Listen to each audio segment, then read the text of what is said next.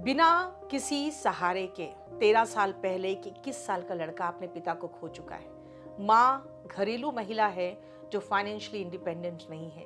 एक बूढ़े दादाजी जिन्होंने अपने कुछ सहारे से इसको हेल्प किया और आज ये सबका सर गर्व से ऊंचा है।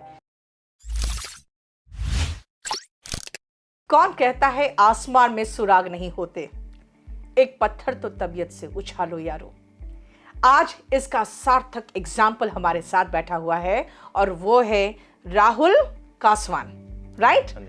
राहुल हेड कांस्टेबल मिनिस्ट्रियल में फर्स्ट रैंक होल्डर है और ये आज आपको अपनी जर्नी बताएंगे।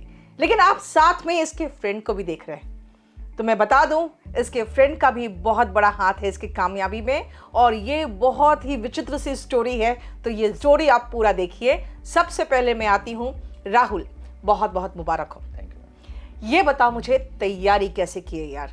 फर्स्ट रैंक सीधा। इस बार तुम्हारा कौन सा, कोई पहले भी कुछ एग्जाम दिए हो कि शुरुआती किए हो इसके लिए? मैंने एमटीएस का दिया था एग्जाम। ओके। तो वो ठीक ठाक मार्क्स आए थे लेकिन अच्छे नहीं आए, तब स्टार्टिंग नहीं की थी मैंने तैयारी की। ओके। उसके बाद मैंने अप्लाई किया सीएचएसएल और एमटीएस के लिए। हाँ, हाँ। तो वहाँ पे मैंने गलती ये कर दी कि मैंने खुद ही फॉर्म अप्लाई कर दिया। हाँ। उसमें जो स्पेक्स के साथ चश्मा होता है ना, वो उसमें डाल दिया मैंने फॉर्म में। अच्छा। और वो रिजेक्ट हो गया। तो तैयारी अच्छी थी उस टाइम, बहुत धोखा लगा मेरे को। तो कहते हैं ना कि कुछ अच्छा ही होता है, ब्लेसिंग इन डिस्गाइज इसी को कहते हैं। हाँ जी मैम। फिर ये एचसीएम का आया तो मैंने इसका फॉर्म डाल दिया अच्छी तरीके से, बिल्कुल सारी गाइडलाइन पढ़ के। तो इसमें मैम फर्स्ट रैंक आ गई। फर्स्ट रैंक होल्डर एचसीएम में। तो एक बात मुझे बताओ, फर्स्ट रैंक आने के बाद आप मुझसे क्यों मिलने आए हो? मतलब ऐसा हेड मिनिस्ट्रियल कांस्टेबल में आपको क्या सहयोग केडी कैंपस ने किया? इंग्लिश स्टार्टिंग से वीक थी मेरी। अच्छा। जैसे बाकी सब्जेक्ट स्टार्टिंग से स्ट्रॉन्ग थे, इंग्लिश बहुत ज्यादा वीक थी मेरी स्टार्टिंग से ही। तो मैंने इससे बैच लिया। अच्छा, इससे बैच लिया। हाँ जी, हाँ। इसका मतलब है तुमने तो फीस भी नहीं दी केडी कैंपस को? फीस दे दी मैम। इसने दे दी। हाफ हाफ करके जैसे भी हमने बैच ले लिया। ये बोला तू ट्राई कर एक बार। अच्छा। तो लाइब्रेरी में साथ में स्टडी करते थे, तो इस वाले फोन से मैंने ये जब मैथ करता था तो मैं इंग्लिश कर लेता था। ओके। हाँ जी मैम। तो वो करके सब कुछ, और मैंने 2017 वीओडी बैच था वो कर लिया कंप्लीट अच्छे तरीके से। और आपकी वॉल्यूम 1 है वो अच्छे से रट डाली, 2 बार पढ़ डाली मैंने उसको। अच्छा। हाँ जी मैम। तो इंग्लिश की यही जनरी थी मेरी। ओके। तो मतलब इसने तैयारी तो की, लेकिन तैयारी में जो इंग्लिश की तैयारी की वो इसके फ्रेंड ने इसको दिया अपना बैच। अच्छा, एक बात मुझे बताओ, जो इंग्लिश थी मतलब वीक क्यों थी आपकी, और क्या मतलब तैयारी के दौरान आप इंग्लिश को क्या मतलब लेके चल भी रहे थे कि नहीं? लेके चल रहा था मैं। मतलब है 25 नंबर की इंग्लिश आती है हमारे।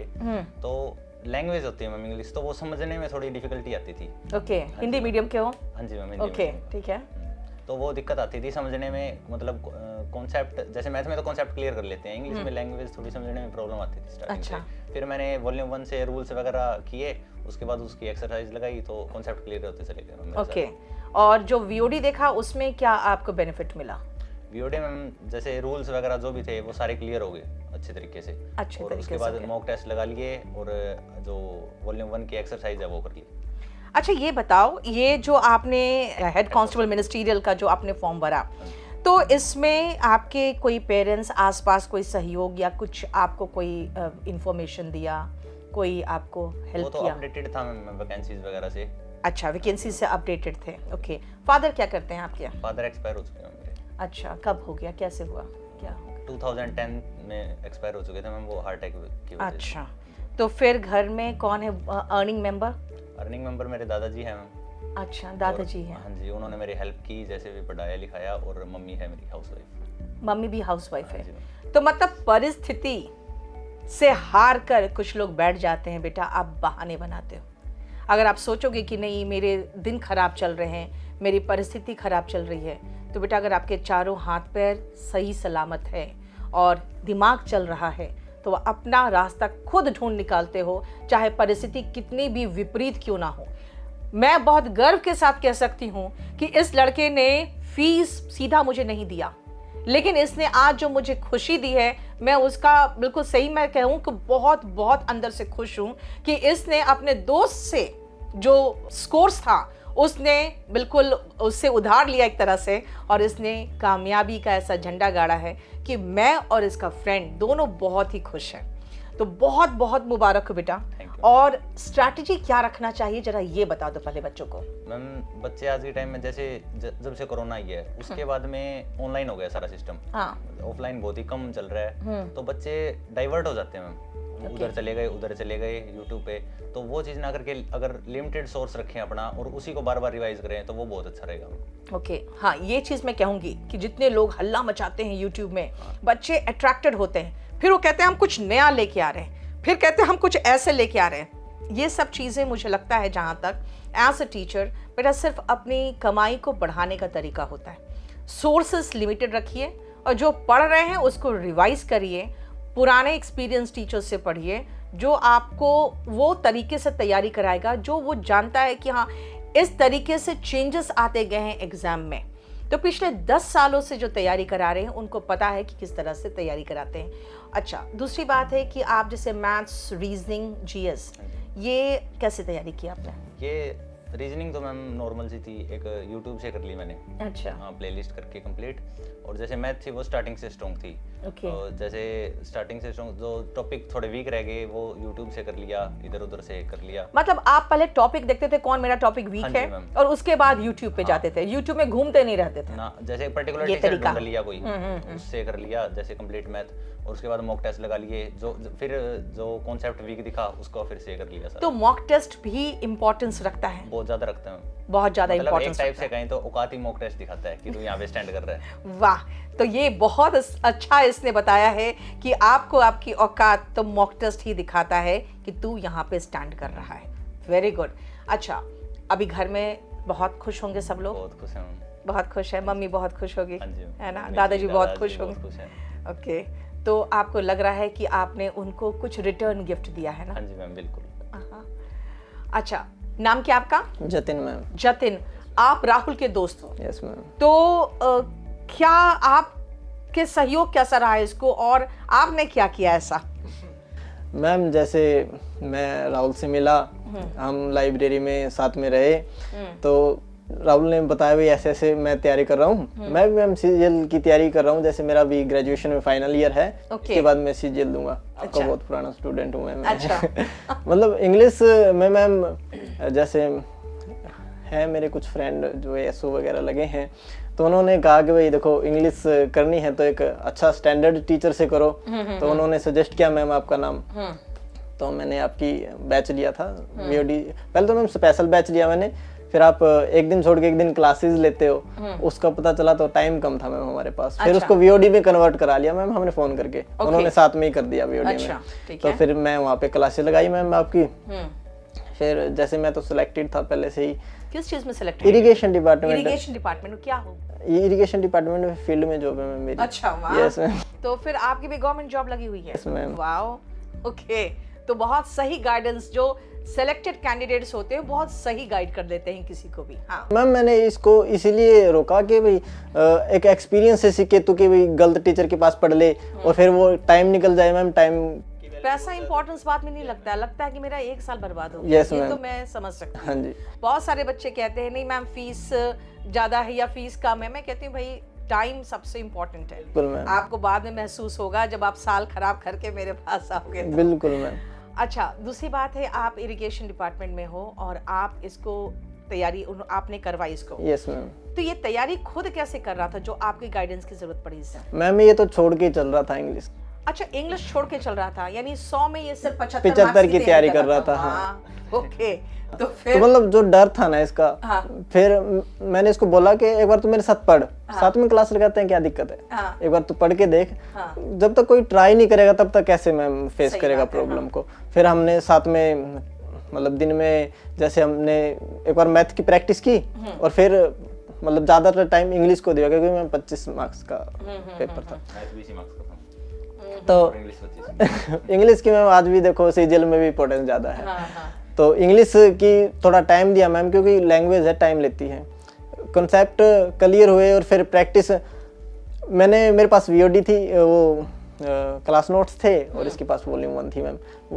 वॉल्यूम 1 से हमने वोकैब कर लिया, क्लास नोट्स में तो मैम है ही रूल्स, सारे रूल्स याद किए और वॉल्यूम 1 से प्रैक्टिस की। बहुत बढ़िया, बहुत बढ़िया। तो इसने क्या कहा ये ध्यान से सुनिए। लैंग्वेज है, टाइम तो लेगा, लेकिन जब तैयारी करोगे बढ़िया से तो रैंक 1 ला सकते हो। क्योंकि ये इंग्लिश छोड़ के चल रहा था क्योंकि इससे डर था, बहुत सारे हिंदी मीडियम वालों की तरह ही इसे भी डर था इंग्लिश में, लेकिन जब इसने इंग्लिश की तैयारी ढंग से की तो देखो कहाँ पहुँच गया। तो आप भी किसी भी सब्जेक्ट को कम मत समझिए और डरिए मत, क्योंकि डर के आगे जीत है, ये तो सबको पता है। तो वॉल्यूम 1 से आपने वोकैबुलरी वगैरह की? Yes ma'am. अच्छा, प्रैक्टिस वॉल्यूम 1 से किया, ग्रामर पूरा क्लास नोट से किया और वीओडी से किया। Yes, okay. अभी इसके कामयाबी में जो आपका श्रेय है तो आप भी बहुत खुश हो गए? बिल्कुल मैम, इसकी कामयाबी बहुत ज़रूरी थी मैम।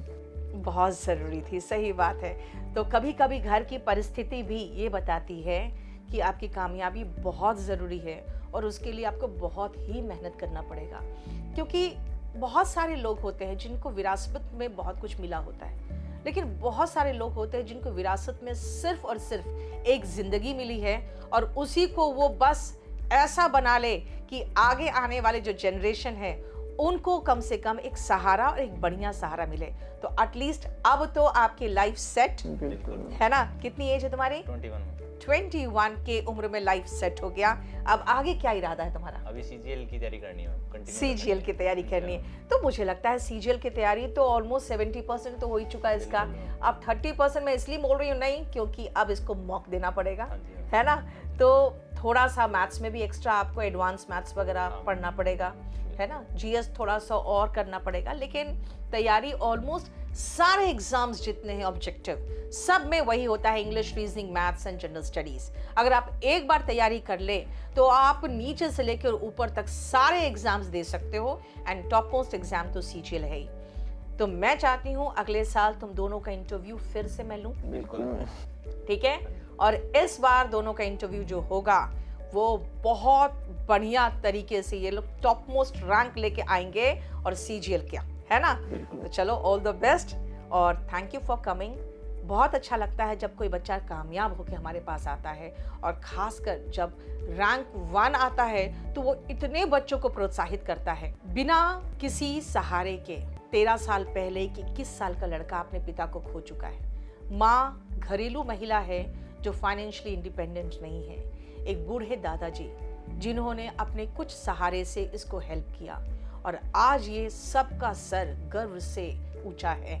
तो बेटा, ये कामयाबी ही देखने के लिए हम लोग बैठे हैं, क्योंकि हम चाहते हैं कि आपकी ये कामयाबी की स्टोरी आप लेके आएं, हमें भी सुनाएं, हमें भी खुश करें, हमें भी मिठाई खिलाएं और इस कामयाबी की स्टोरी से बाकी जो स्ट्रगल करते हुए बच्चे हैं, वो अभ्यर्थी जिनके पास बहुत कम रिसोर्सेस हैं, जो बहुत ही गरीबी में भी अपनी हिम्मत को बिना हारे तैयारी कर रहे हैं, तो मैं चाहती हूँ कि ऐसे ही स्टोरी आपकी कामयाबी की हो और आप भी हमारे साथ आके यहाँ पे इस मंच पे साझा करें। Thank you for coming Rahul. और मुझे मिठाई तो लेके आए हो ना? ये देखो सामने मुझे दिख रहा है, इसलिए मैं इंतजार कर रही थी ये तो मुझे कब खिलाओगे। बेटा, ऐसे ही मिठाई खा खा के मैं मोटी हो रही हूँ, इसीलिए मुझे मत दोष देना, आई एम वेरी सॉरी, लेकिन ये मिठाई तो खाना ही पड़ता है।